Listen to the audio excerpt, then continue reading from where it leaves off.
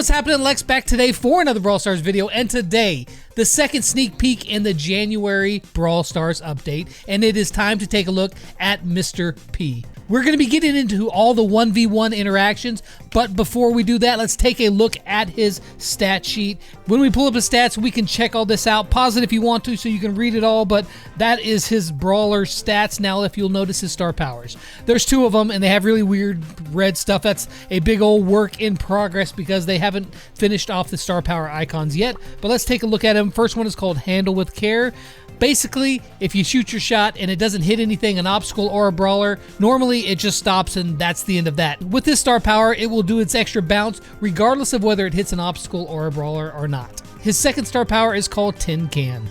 It gives 3,000 more health to his Robo Porter's base. So the spawner itself, it has more health, a lot more health. Now, after the 1v1s, I'm going to be giving you guys some tips and tricks on which star powers you should be using and what modes he's going to be useful in, as well as a massive tip that'll help you, if you're facing off against Mr. P, cut his DPS in half. So I'm going to roll all of the 1v1s. Now, if any of them are like bang, bang, really, really close, you'll get an instant replay right after that, so you'll be able to see clearly who won. And then after they're all done, you'll see a chart on exactly who won, who tied, that happened, and who lost. Now, bear in mind that neither of Mr. P's star powers really affect his interactions with other brawlers 1v1 in these tests, so I didn't even put an icon up there because it didn't really matter. So with all that said, let's hop into the 1v1s with Mr. P versus every brawler in the game.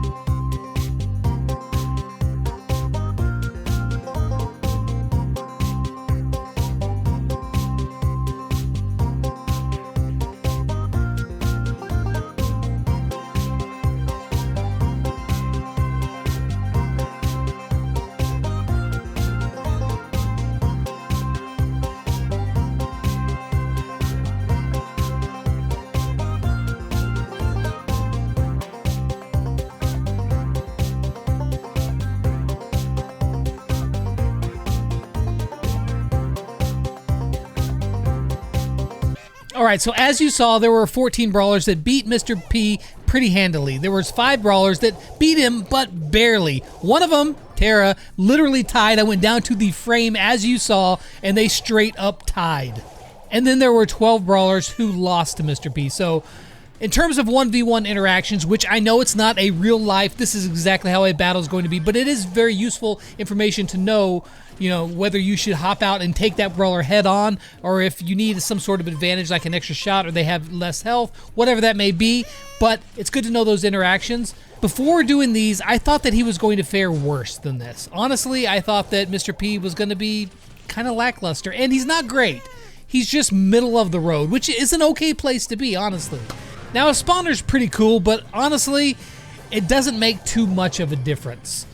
The porters that come out of it, the little drones, they only have 2,100 hit points, and they move very slow. You can literally just run away from the drones, and they can't even hit you. Like, even though they're ranged attack, even like the slowest brawler, 8-bit, can still run away from the drones and never be hit at all. Now, with Mr. P spawner, usually what you're going to want to do is put it in the back, like say if you're playing Gym Grab, put it in a very back, safe spot, not like all the way at the very back, because it takes time for those spawners to reach the battlefield, but put it back far enough to where it's going to be very safe, and it can pretty much live the entire match unless you get team wiped, and at that point you're kind of screwed anyway. So it's not going to make too much of a difference. The only thing that it really does is help waste the enemy's ammo. And that's very beneficial. That can be a very big thing. But for the most part, is it going to make the difference on the battlefield? Probably not. Now, there is one situation where it does make a big difference, and that is in Showdown. You can use it as a meat shield. If you use his second star power, which generally I think his first star power is better than his second star power, but in some situations, if you needed to use his spawner as a meat shield, because when you place it down, it instantly spawns one. And if you're using his second star power, his spawner has almost 7,000 hit points, plus the 2,000 of the border. There is 9,000 hit points that the enemy brawler has to chew through before they get to you. That's a big, big deal, and that could absolutely 100% save you in Showdown. Like, for instance, Mr. P versus Bull. He gets demolished, right? As you can saw, Bull is number 1. However, if Bull comes at you and you drop your spawner down, Bull has to go through the spawner before he gets to you. It actually ends up Mr. P can beat Bull 1v1 close range if he has the second star power and he uses that spawner as a meat shield. I know, that's a lot of qualifiers, but it is a useful thing.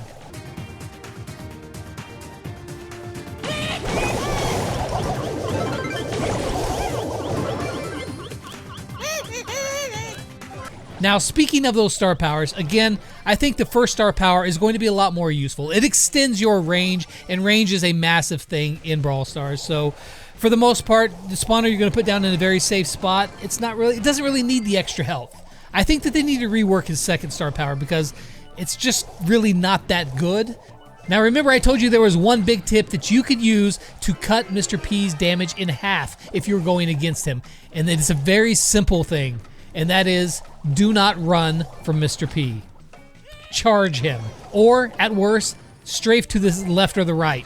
Do not run away from Mr. P if he's in your range, because you will absolutely get hit by all of the shots. Case in point, check this out.